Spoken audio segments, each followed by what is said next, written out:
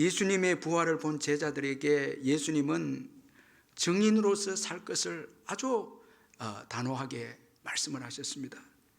누가복음 24장 48절에 너희는 이 모든 일의 증인이라.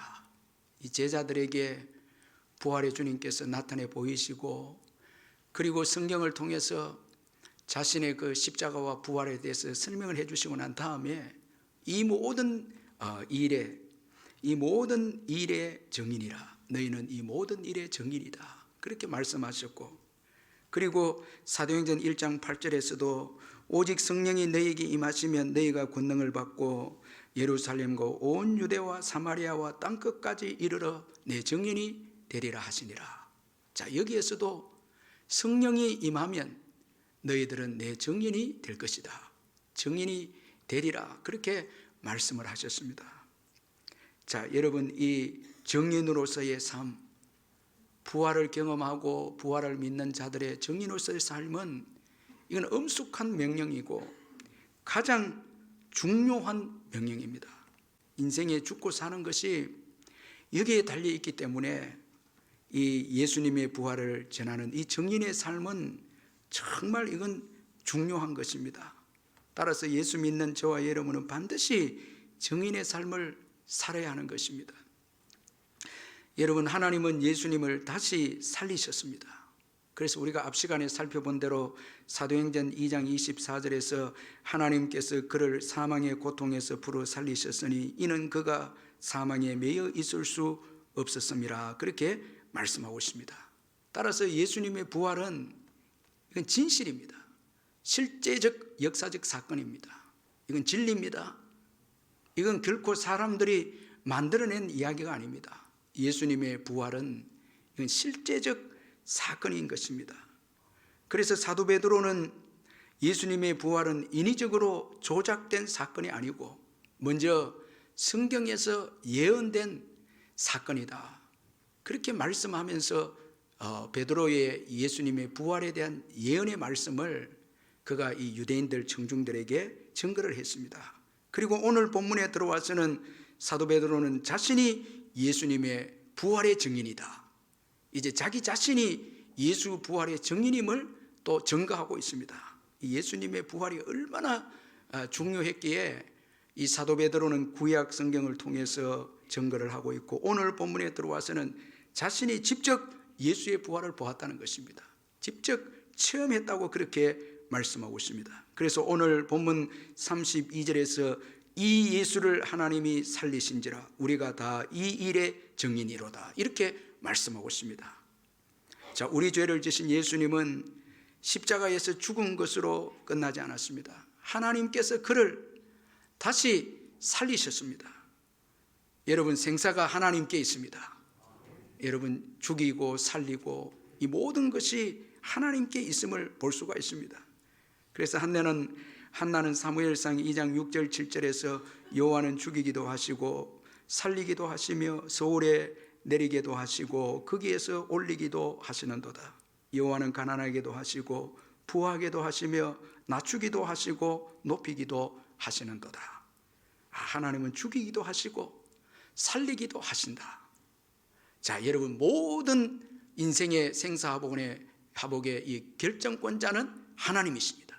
사람이 아닙니다. 여러분, 사람의 손에 우리의 생명이 달려 있는 것이 아닙니다. 하나님께 달려 있습니다. 최종 결정권자는 하나님이십니다. 유대 지도자들은 예수님을 죽였지만 하나님은 예수님을 다시 살리셨습니다.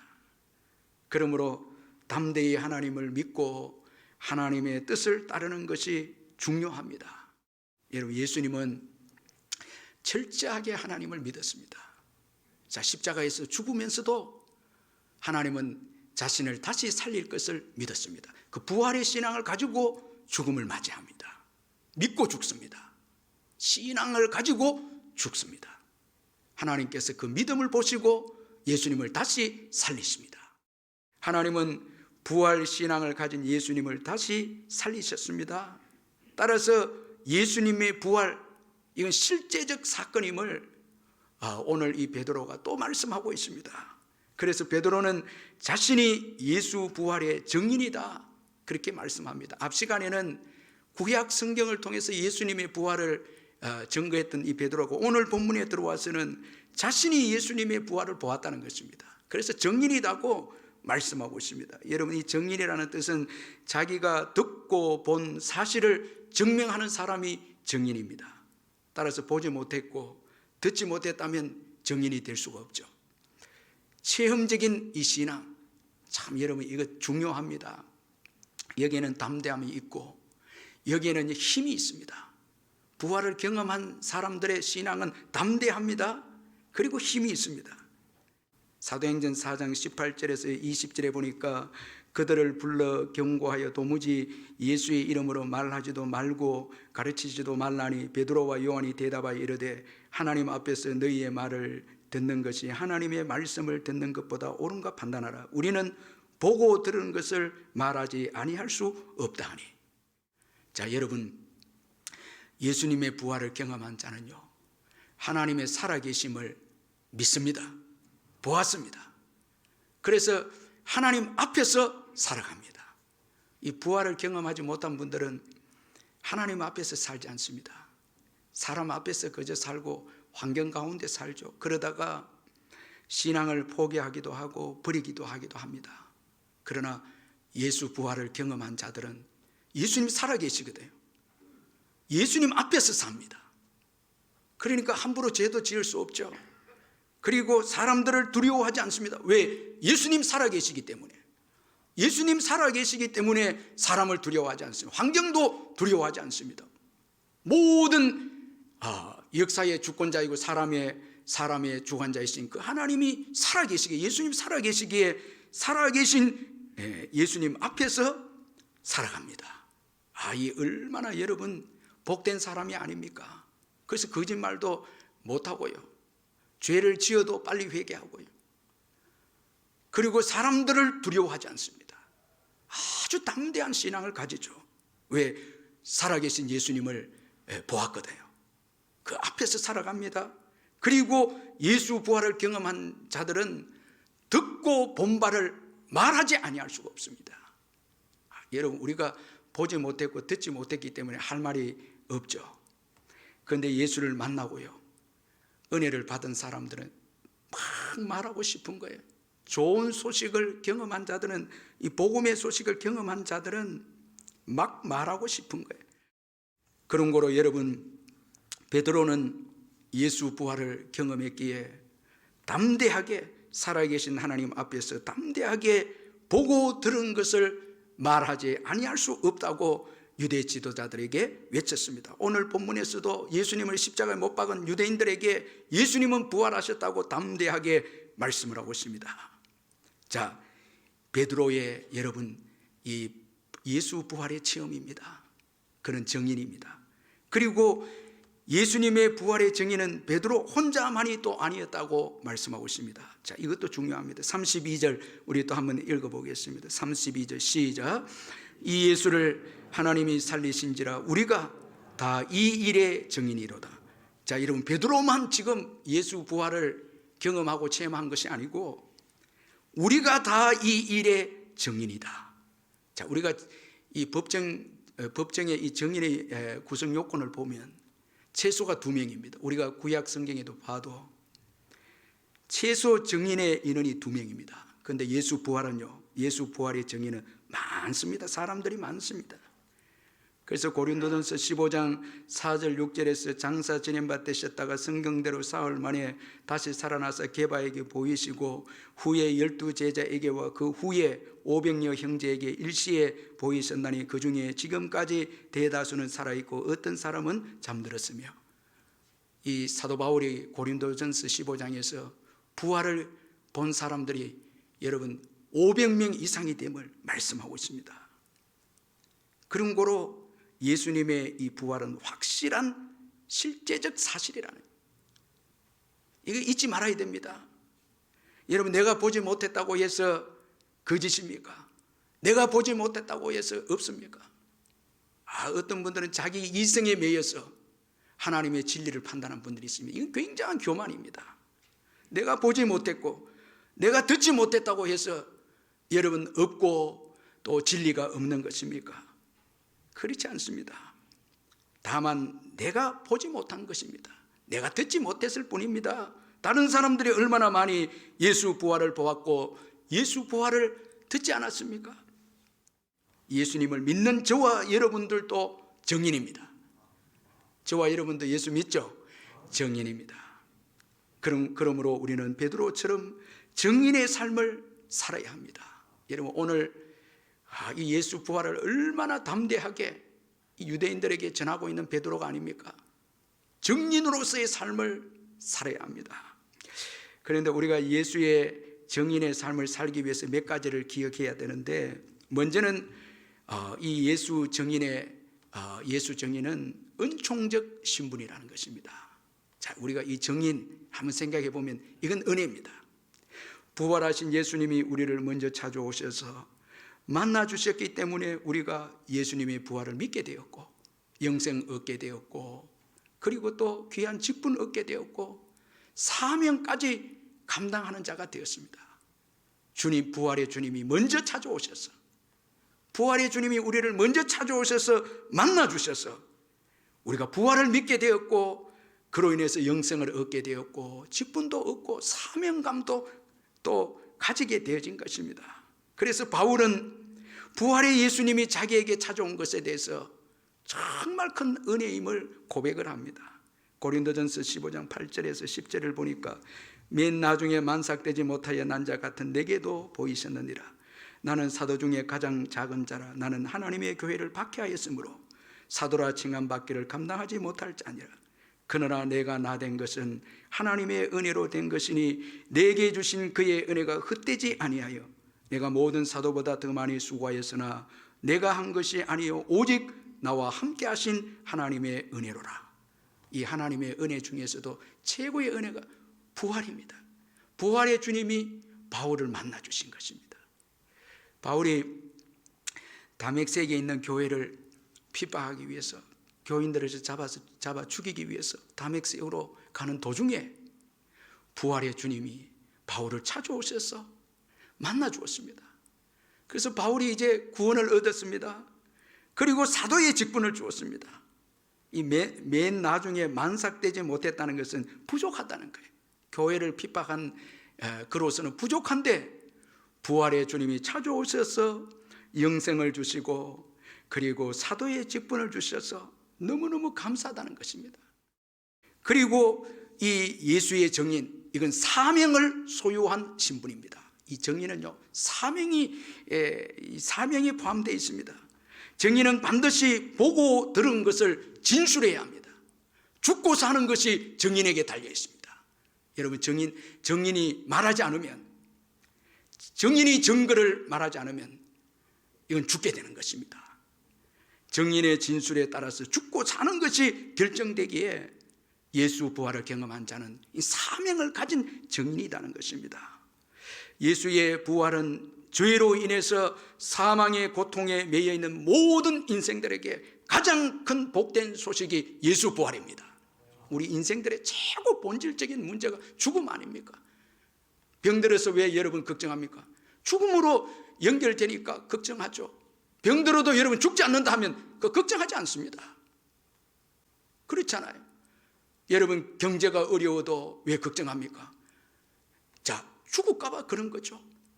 먹는 것이 없어서 죽을까 봐 그런 거죠. 다 죽음과 연결되어서 인생들은 염려하고 두려워하는데 예수 부활은 이 인생의 본질적인 문제인 죽음의 문제를 해결한 것입니다.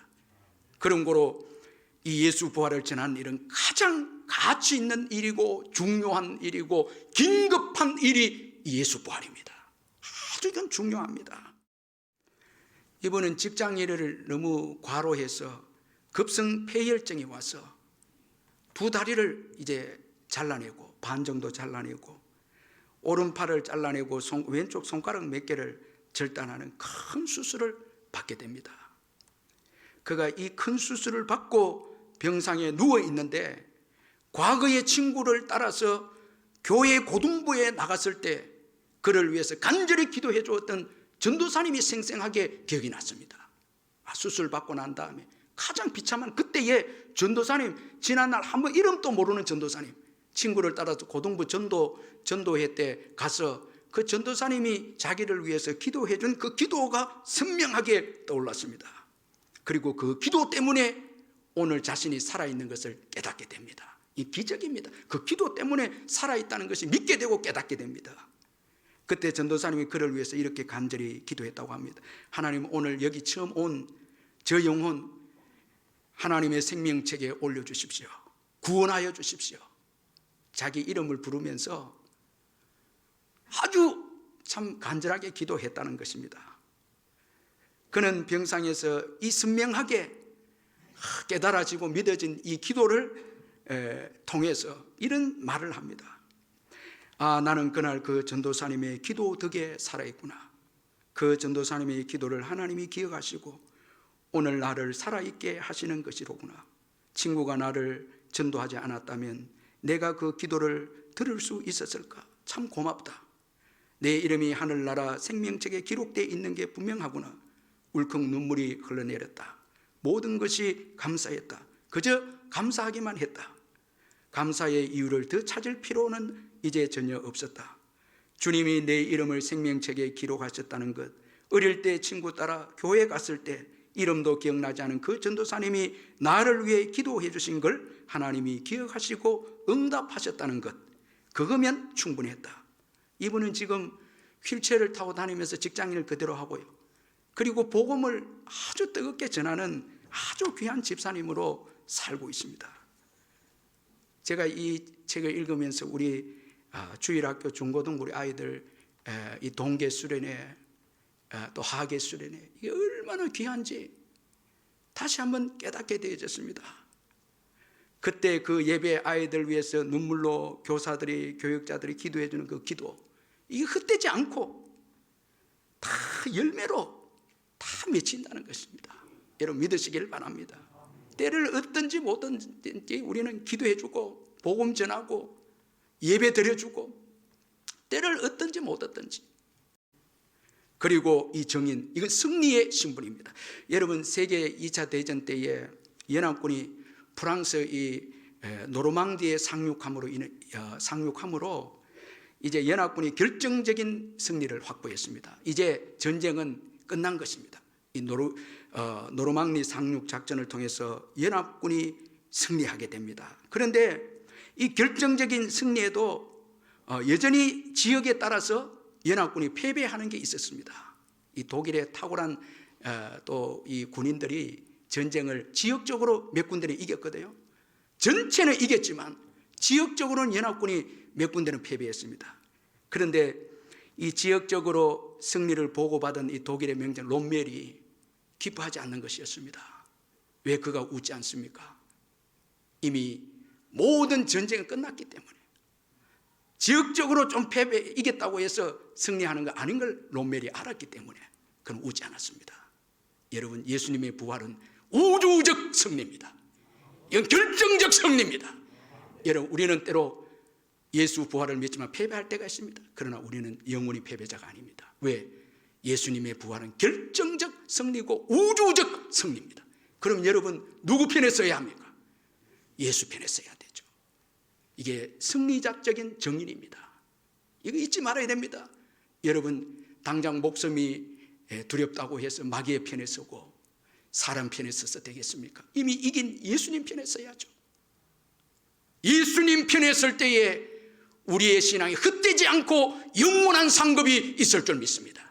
그러나 여러분, 당장 힘들고 어렵다고 해서 패배한 마귀 편에 선다면 여러분 후회스러운 일과 부끄러움과 수치스러운 것만 있겠죠.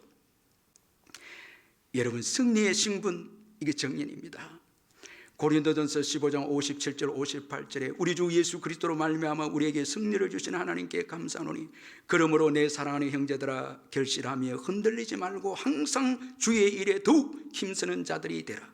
이는 너희 수고가 주 안에서 헛되지 않은 줄 알미라. 여러분, 부활의 신앙을 가진 자는요, 주의 일을 기쁨으로 하려고 합니다. 왜? 주님이 승리하심으로 주의 일이 헛되지 않기 때문에. 더 교회를 위해서 충성하고 복음을 위해서 살고 전도하고 빛과 소금의 삶을 살고요, 더 여러분 시간과 물질을 더 복음을 위해서 살려고 합니다. 왜? 이 삶은 헛되지 않기 때문에 예수님이 승리하셔서 그 나라를 완성할 때 주실 상급을 알기 때문에 열심히 복음을 위해서 사는 것입니다. 이게 여러분 승리의 신분인 정인입니다. 그리고 이 정인, 이건 순교적도 신분입니다. 자, 이 정인이라는 단어에서 영어로 이 순교자가 나왔거든요. 다른 사람들을 예수 믿게 하는 일은요, 희생과 고난이 없이는 안 됩니다. 그래서 이 정인은 순교해야 된다는 거예요. 어느 목사님이 자기 어머니가 이제 동생을 낳을 때마다 이 목사님 맞인데 동생들이 많았어요. 그런데 동생을 낳을 때마다 이 어린 자기를 불러서, 맞은 자기를 불러서 이런 말을 했대요. 이제 엄마가 아기를 낳는데 아기를 낳을 때는 죽을 수도 있다. 그러니까 너가 이제 엄마가 죽으면 이 아이들을, 동생을 잘 봐라. 낳을 때마다 불러갖고 이야기하는, 이건 뭘 의미합니까? 자매들이 잘 알겠지만 해산의 수고가 이만큼 생명을 걸 만큼 아이를 낳는 게 어렵다는 거예요. 여러분, 한 사람 전도하는 거 쉽습니까? 해산의 고통이 있습니다. 여러분, 눈물의 기도가 있고 땀과 피의 기도가 있고 고통이 있습니다. 이거 없이는 영혼이 태어나지 못합니다. 양육되지 못합니다. 그런 거로 여러분, 이건 순교적 신분입니다. 정인은 희생 없이, 수고 없이는 정인의 삶 감당할 수 없습니다. 그래서 나중에 요한계시록에 보면 정인의 삶을 산 자가 최고 복을 받는 거예요. 축복을 받는 거예요. 주님을 위해서 순교하고 희생한 자들이 가장 큰 상급을 받습니다. 계시록에 보면 가장 큰 상급을 받습니다. 그리고 이 정인의 이 말씀 속에는 의존적 신분이다. 자, 여러분, 예수님은 진리고 빛이고 영생입니다. 세상은 여러분 거짓이고 어둠이고 죽음입니다. 예수를 전하면 세상은 반대합니다. 위협합니다. 그래서 정인으로 살면 위험성이 있습니다. 그래서 우리 힘으로는 정인의 삶을 감당할 수 없습니다. 의존적 신분입니다. 성령을 의지해야 됩니다. 그래서 우리 예수님께서 성령을 보내주겠다고, 사도행전 1장 8절에 오직 성령이 너희에게 임하시면 너희가 권능을 받고 예루살렘과 온 유대와 사마리아와 땅끝까지 이르러 내 정인이 되리라. 성령의 권능이 있어야 한다. 너희 힘으로 할 수 없다는 거예요. 우리 힘으로 할 수 없습니다. 이건 의존적 신분입니다. 성령의 도움 없이는 여러분 거짓과 싸워서 이길 수 없습니다. 마귀와 싸워서 이길 수 없습니다. 정인의 삶을 감당할 수 없습니다. 성령을 의지해야 합니다. 100년 전에 열렸던 이 에든버러 선교 대회 때 평양신학교 초대 총장 이 마포 삼열 선교사님이죠. 사무엘 모페시 이름인데 한국 이름으로 마포 삼열인데, 이 선교사님이 조선 대표로 선교도 100년 전에 조선 대표 참여했습니다. 그가 그 선교 대회에서 이런 말을 합니다. 지금 조선이라는 나라는 러시아, 중국, 일본이라는 강대국에 둘러싸여 경제적으로, 정치적으로는 아무런 희망이 없습니다. 그러나 한 가지 희망이 있습니다. 이 나라가 언젠가 영적 강국이 될 것이라는 사실입니다. 1910년 무렵에 열강에게 침탈당하던 조선의 백성들은 무능한 조정과 또 부패한 관리들 때문에 고통을 받았습니다. 미신 때문에 아무런 또 희망이 없었습니다. 그런데 마포 삼열 박사는 그런 조선을 보면서 이 나라가 언젠가는 복음을 통해서 영적 강국이 될 것이라고 말한 것이었습니다. 그의 말대로 100년이 지난 후에 복음의 능력이 지금의 대한민국을 만들었지 않습니까? 여기에는 여러분 선교사님들의 예수 정인 삶, 우리의 믿음의 선배들의 예수 정인의 삶이 있었기에 오늘 우리 대한민국이 영적 강국이 된 것입니다. 이거 잊지 말아야 됩니다.